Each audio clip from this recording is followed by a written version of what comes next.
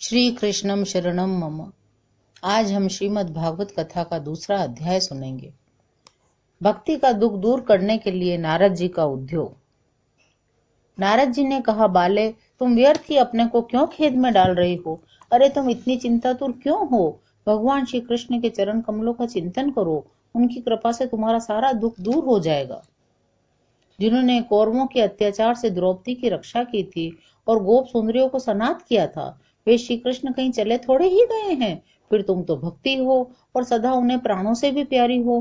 तुम्हारे बुलाने पर तो भगवान नीचों के घरों में भी चले जाते हैं। सत्य युग, त्रेता युग और द्वापर, इन तीनों युगों में ज्ञान और वैराग्य मुक्ति के साधन थे, किंतु कलयुग में तो केवल भक्ति ही ब्रह्म सायुज्य की प्राप्ति कराने वाली है। यह सोचकर ही परमानंद चिन्ह मूर्ति ज्ञान स्वरूप श्री हरि ने अपने सत स्वरूप से तुम्हें रचा है।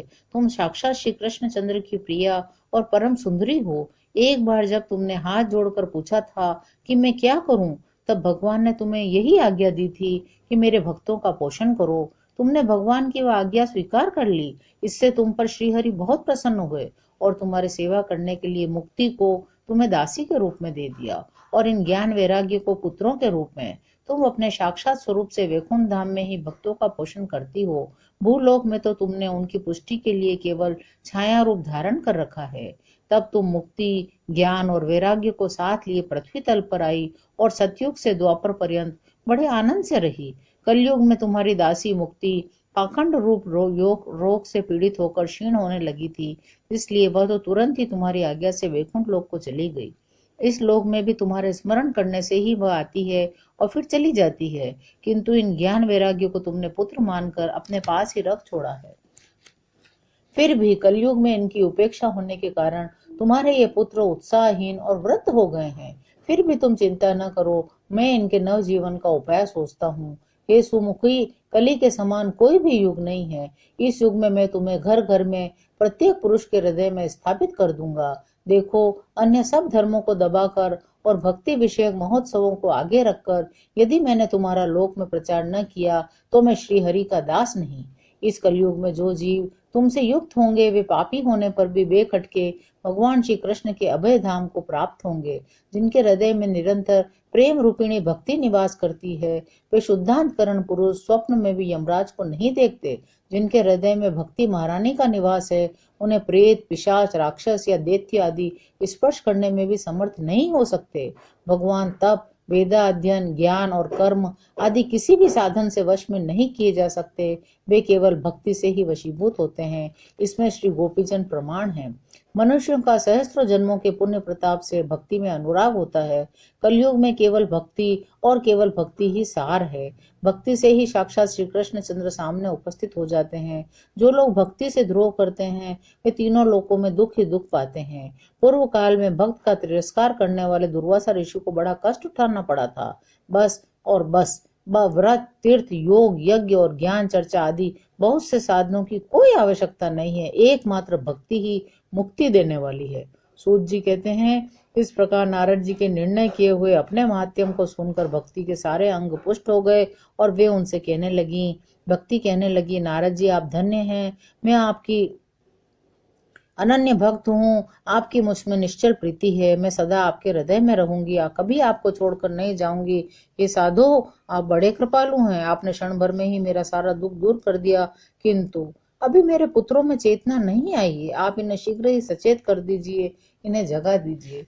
सूत जी कहते हैं, भक्ति के वचन सुनकर नारद जी को बड़ी करुणा आई। वे उन्हें हाथ से हिला डुला कर जगाने लगे। फिर उनके कान के पास मुंह लगाकर जोर से कहने लगे, ओ ज्ञान जल्दी जग पड़ो, ओ वैराग्य जल्दी जग पड़ो। फिर उन्होंने वेद ध्वनि, वेदांत घोष और बार बार गीता पाठ करके उन्हें जगाया। इससे वे जैसे तैसे बहुत जोर लगाकर उठे, किंतु आलस्य के कारण वे दोनों जमाई लेते रहे। नेत्र उगाड़ कर देख भी नहीं सके। उनके बाल बगुलों की तरह सफेद हो गए थे। उनके अंग प्राय सूखे काठ के समान निस्तेज और कठोर हो गए थे। इस प्रकार भूख और प्यास के मारे अत्यंत दुर्बल होने के कारण उन्हें फिर सोता देखकर नारद जी को बड़ी चिंता हुई और वे सोचने लगे, अब मुझे क्या करना चाहिए? इनकी यह नींद और इससे भी बढ़कर इनकी वृद्धावस्था कैसे दूर करूं?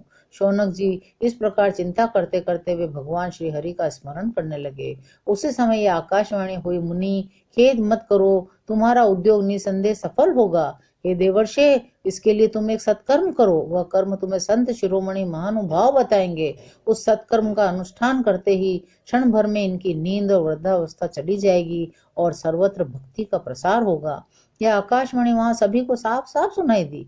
इससे नारद जी को बड़ा विस्मय हुआ और वे कहने लगे, मुझे तो इसका कुछ आशय समझ में नहीं आया। नारद जी बोले, इस आकाशवाणी ने भी गुप्त रूप से ही बात कही है। यह नहीं बताया वह कौन सा साधन किया जाए जिससे इनका कार्य सिद्ध हो। वे संत न जाने कहाँ मिलेंगे और किस प्रकार उस साधन को बताएंगे। अब आकाशवाणी ने जो कहा है उसके अनुसार मुझे क्या करना चाहिए। सूत जी कहते हैं, शौनक जी, तब ज्ञान वैराग्य दोनों को वहीं छोड़कर नारद मुनि वहां से चल पड़े और प्रत्येक तीर्थ में जा जाकर मार्ग में मिलने वाले मुनीश्वरों से वो साधन पूछने लगे। उनकी उस बात को सुनते तो सब थे, किंतु उस विषय में कोई कुछ भी निश्चित नहीं उत्तर देता था। किसी ने उसे असाध्य बताया, कोई बोले इसका ठीक ठीक पता लगाना ही कठिन है, कोई सुनकर ही चुप रह गए, तो कोई तो अपनी अवज्ञा होने के भय से बात को टाल टूल कर खिसक ही गए। त्रिलोकी में महान आश्चर्यजनक हाहाकार मच गया। लोग आपस में कानाफूसी करने लगे, भाई, जब वेद ध्वनि, वेदांत घोष और बार बार गीता पाठ सुनाने पर भी भक्ति, ज्ञान और वैराग्य ये तीनों नहीं जगाए जा सके, तब और तो कोई उपाय ही नहीं है। स्वयं योगीराज नारद को भी जिसका ज्ञान नहीं है, तो उसे दूसरे संसारी लोग कैसे बता सकते हैं। इस प्रकार जिन जिन ऋषियों से इसके विषय में पूछा गया, उन्होंने निर्णय करके यही कहा कि यह बात दुसाध्य ही है। तब नारद जी बहुत चिंतातुर हुए और बद्री वन में आए। ज्ञान वैराग्य को जगाने के लिए वहां उन्होंने निश्चय किया कि मैं तप करूंगा। इसी समय उन्हें अपने सामने करोड़ों सूर्यों के समान तेजस्वी सनकादि मुनीश्वर दिखाई दिए। वे उन्हें देखकर मुनिश्रेष्ठ कहने लगे। नारद जी ने कहा, हे महात्माओं, इस समय बड़े भाग्य से मेरा आप लोगों के साथ समागम हुआ है। आप मुझ पर कृपा करके शीघ्र ही वह साधन बताइए। आप सभी लोग बड़े योगी, बुद्धिमान और विद्वान हैं। आप देखने में 5-5 वर्ष के बालक से जान पड़ते हैं, किंतु हे पूर्वजों के भी पूर्वज, आप लोग सदा वैकुंठ धाम में निवास करते हैं, निरंतर हरि कीर्तन में तत्पर रहते हैं, भगवत लीलामृत का रसास्वादन करके सदा उसी में उन्मत्त रहते हैं। एकमात्र भगवत कथा ही आपके जीवन का आधार है। हरि शरणम, भगवान ही हमारे रक्षक हैं। यह मंत्र सदा आपके मुख में रहता है। इसी से काल प्रेरित वृद्धावस्था भी आपको बाधा नहीं पहुंचाती। पूर्व काल में आपके भूभ्रंग मात्र से भगवान विष्णु के द्वार पर जय और विजय तुरंत पृथ्वी पर गिर गए थे। फिर आपकी ही कृपा से वे पुनः वैकुंठ लोक पहुंच गए। धन्य है, इस समय आपका दर्शन बड़े सौभाग्य से ही हुआ है। मैं बहुत दीन हूँ और आप लोग स्वभाव से ही दयालु हैं, इसलिए मुझ पर आपको अवश्य कृपा करनी चाहिए। बताइए, आकाशवाणी ने जिसके विषय में कहा है वह कौन सा साधन है और मुझे किस प्रकार उसका अनुष्ठान करना चाहिए। आप इसका विस्तार से वर्णन कीजिए। भक्ति, ज्ञान और वैराग्य को किस प्रकार सुख मिल सकता है और किस तरह इनकी प्रेम पूर्वक सब वर्णों में प्रतिष्ठा की जा सकती है। सनकादि ने कहा, देवर्षि नारद, आप चिंता न करें, मन में प्रसन्न हो। उनके उद्धार का एक सरल उपाय पहले से ही विद्यमान है। नारद जी, आप धन्य हैं। आप विरक्तों के शिरोमणि हैं, श्री कृष्ण दासों के शाश्वत पथ प्रदर्शक एवं भक्ति योग के भास्कर हैं। आप भक्ति के लिए जो उद्योग कर रहे हैं, यह आपके लिए कोई आश्चर्य की बात नहीं समझनी चाहिए। भगवान के भक्त के लिए तो भक्ति की सम्यक स्थापना करना सदा उचित ही है। ऋषियों ने संसार में अनेकों मार्ग प्रकट किए हैं, किंतु वे सभी कष्ट साध्य हैं और परिणाम में प्राय स्वर्ग की ही प्राप्ति कराने वाले हैं। अभी तक भगवान की प्राप्ति कराने वाले मार्ग तो गुप्त ही रहा है। उसका उपदेश करने वाला पुरुष प्राय भाग्य से ही मिलता है। आपको आकाशवाणी ने जिस सत्कर्म का संकेत किया है उसे हम बतलाते हैं। आप प्रसन्न और समाहित चित्त होकर सुनिए। नारद जी, द्रव्य यज्ञ, तपो यज्ञ, योग यज्ञ, स्वाध्याय रूप ज्ञान यज्ञ, ये सब तो स्वर्ग आदि की प्राप्ति कराने वाले कर्म की ओर ही संकेत करते हैं। पंडितों ने ज्ञान यज्ञ को ही सत्कर्म, मुक्तिदायक कर्म का सूचक माना है। वह श्रीमद् भागवत का पारायण है, जिसका गान शुकादि महानुभावों ने किया है। उसके शब्द सुनने से ही भक्ति, ज्ञान और वैराग्य को बड़ा बल मिलेगा। इससे ज्ञान और वैराग्य का कष्ट मिट जाएगा और भक्ति को आनंद मिलेगा। सिंह की गर्जना सुनकर जैसे भेड़िए भाग जाते हैं, उसी प्रकार श्रीमद् भागवत की ध्वनि से कलयुग के सारे दोष नष्ट हो जाएंगे। तब प्रेम रस प्रवाहित करने वाली भक्ति और ज्ञान और वैराग्य को साथ लेकर प्रत्येक घर और प्रत्येक व्यक्ति के हृदय में क्रीड़ा करेगी। नारद जी ने कहा, मैंने वेद वेदांत की ध्वनि और गीता पाठ करके उन्हें बहुत जगाया, किंतु फिर भी भक्ति, ज्ञान और वैराग्य ये तीनों नहीं जगे। ऐसी स्थिति में श्रीमद् भागवत सुनाने से वे कैसे जगेंगे, क्योंकि उस कथा के प्रत्येक श्लोक और प्रत्येक पद में भी वेदों का ही तो सारांश है। आप लोग शरणागत वत्सल हैं तथा आपका दर्शन कभी व्यर्थ नहीं होता। इसलिए मेरा यह संदेह दूर कर दीजिए, इस कार्य में विलंब न कीजिए। सनकादि ने कहा, श्रीमद् भागवत की कथा वेद और उपनिषदों के सार से बनी है, इसलिए उनसे अलग, उनकी फल रूपा होने के कारण वह बड़ी उत्तम जान पड़ती है। जिस प्रकार रस वृक्ष की जड़ से लेकर शाखा पर्यंत रहते हैं, इस स्थिति में उसका आस्वादन नहीं किया जा सकता, वही जब अलग होकर फल के रूप में आ जाता है, तब संसार में सभी को प्रिय लगने लगता है। दूध में घी रहता ही है, किंतु उस समय उसका अलग स्वाद नहीं मिलता। वही जब उससे अलग हो जाता है, तब देवताओं के लिए भी स्वाद वर्धक हो जाता है। खांड ईख के ओर छोर और बीच में ही व्याप्त रहती है, तथापि अलग होने पर उसकी कुछ और ही मिठास होती है। ऐसी ही यह भगवत कथा है। यह भागवत पुराण वेदों के समान है। श्री व्यास देव ने इसे भक्ति, ज्ञान और वैराग्य की स्थापना के लिए प्रकाशित किया है।